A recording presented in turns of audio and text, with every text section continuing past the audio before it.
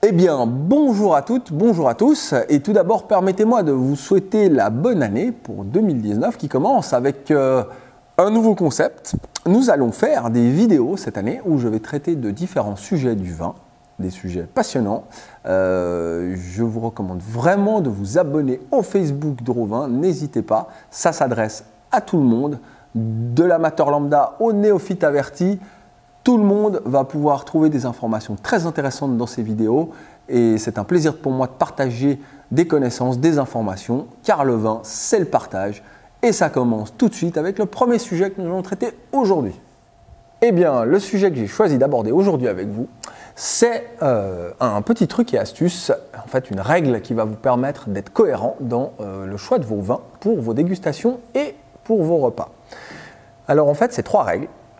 Elles sont fondamentales. La première de ces règles, c'est celle du ne jamais regretter le vin précédent. C'est vraiment quelque chose de fondamental. Faites attention à la puissance de vos vins. Faites attention à la qualité des vins que vous choisissez. Ayez un fil conducteur pour votre dégustation et montez toujours en puissance. Il faut que ça soit une montée crescendo. Ne jamais avoir un grand vin au départ et puis tout d'un coup revenir sur un vin moins puissant et moins qualitatif. Avec cette règle, vous allez éviter des dégâts.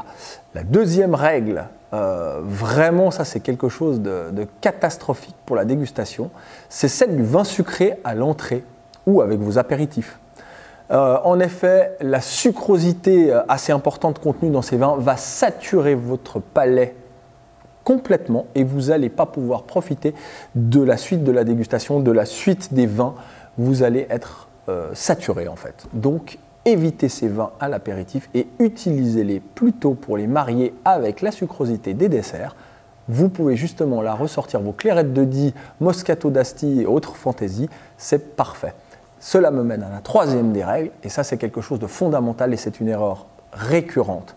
Le vin mousseux en dessert. Les champagnes par exemple, sur les desserts, c'est une catastrophe. L'acidité contenue dans ces vins se marie extrêmement mal avec la sucrosité des desserts.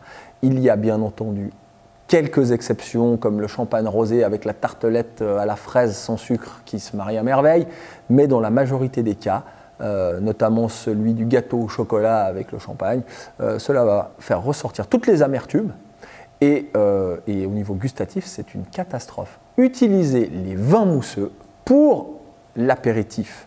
Ils ont un pouvoir vraiment extraordinaire pour les apéritifs et pour les entrées, car l'acidité, la fraîcheur, c'est ce qu'on recherche à l'apéritif, et en plus, le CO2 contenu dans ces vins est un puissant amplificateur aromatique.